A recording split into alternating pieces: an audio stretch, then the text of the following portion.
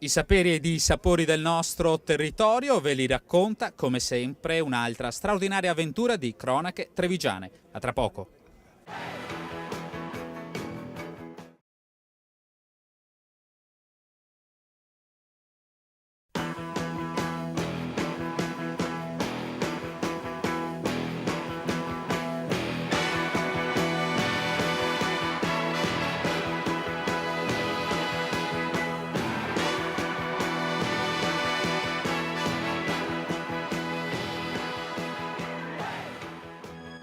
Cronache Trevigiane, un programma in collaborazione con Un'Industria Treviso, Casatella Trevigiana DOP, provincia di Treviso.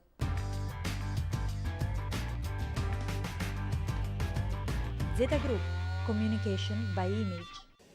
Comincia una nuova avventura per Cronache Trevigiane. Siamo a Verona, Fiera Cavalli, in attesa di raccontarvi l'inaugurazione, un taglio del nastro con la presenza del ministro Luca Zaia e del vice governatore del Veneto Franco Manzato. Il cavallo, un modo straordinario di vivere la natura. Con noi tra poco, dopo questo servizio che vi parla ancora una volta dei saperi e i sapori della marca trevigiana. A tra poco. 14 imprenditori che dopo quasi 700 anni dalla scomparsa di Marco Polo continuano ad incarnare lo spirito del grande esploratore veneziano, innovando le loro attività ed esplorando nuovi mercati. A loro Unioncamere Veneto, in collaborazione con il centro estero della Camera di Commercio, ha dedicato la 21esima edizione del premio Marco Polo. Federico Tessari, presidente di Unioncamere Veneto, ci spiega il perché di questo premio. Vengono premiati perché sono il Marco Polo del futuro e anche contemporaneo, perché trovano una grande capacità interna, una grande volontà, pur in condizioni non ottimali come queste, di ancora intercettare nuovi mercati, proporre i vostri prodotti e arrivare a una condizione di competitività internazionale. Tante aziende con tante specificità.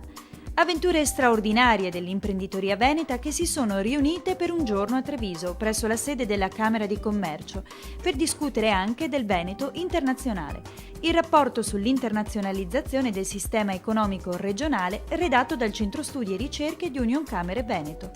Aziende ed istituzioni che, secondo l'assessore regionale Vendemmiano Sartor, stanno parlando sempre di più la stessa lingua. Abbiamo la necessità di uno sforzo di raccordo, perché il sistema imprenditoriale è un sistema imprenditoriale che ha investito in innovazione, ha investito in prodotti, in tecnologia e è essenzialmente competitivo.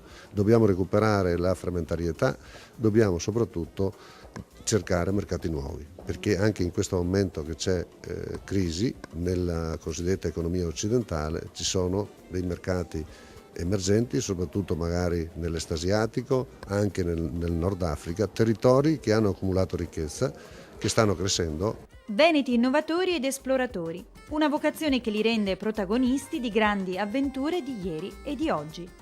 Per cui siamo vocati all'esportazione, siamo vocati ai nuovi mercati e siamo vocati anche a promuovere i nostri prodotti e la qualità soprattutto dei nostri prodotti in un mercato internazionale.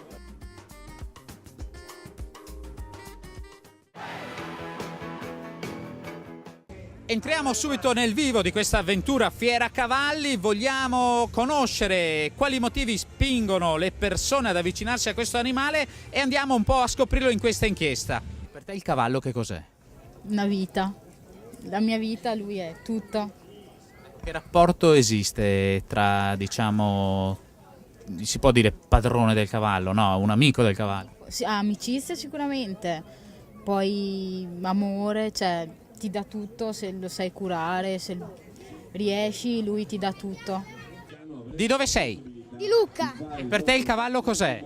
la mia vita. E per l'uomo cosa può essere il cavallo? Per chi non lo conosce, cosa si sente di dire? È una cosa importante perché ti avvicina a una saggezza buona in tutte le persone.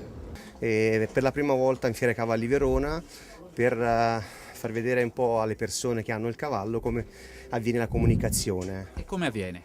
La comunicazione non è una comunicazione verbale, ma diciamo è fatta di movimenti, è fatto di sguardi. E l'animale, siccome è una preda, il cavallo è una preda, noi siamo degli eccellenti predatori, bisogna cercare di essere non aggressivi, ma dare sicurezza. con la sicurezza e con dei buoni comportamenti che loro hanno nel loro linguaggio, si riesce ad avere questo dialogo. Un po' come con le donne. Ma la donna è una donna alfa, comandano loro, anche nel mondo dei cavalli comanda la femmina. Comanda la femmina e lo stallone si mette alle sue dipendenze. E voi da dove venite? Veniamo dalla Maremma, dal Grosseto. E per lei il cavallo che cos'è? È tutto, ci lavoro. Per me è tutto, il cavallo è quello che mi dà soddisfazione tutti i fine settimana, tutti i giorni quando ho la possibilità di salirci. Visto il lavoro che faccio, che sono in mezzo alla gente tutto il giorno, la possibilità di staccare un attimo è proprio il cavallo. In provincia di Treviso sta comunque crescendo la passione per questo animale stupendo. C'è tanta passione, c'è tanta gente che va a cavallo, l'unica cosa che ci manca ci sono i percorsi.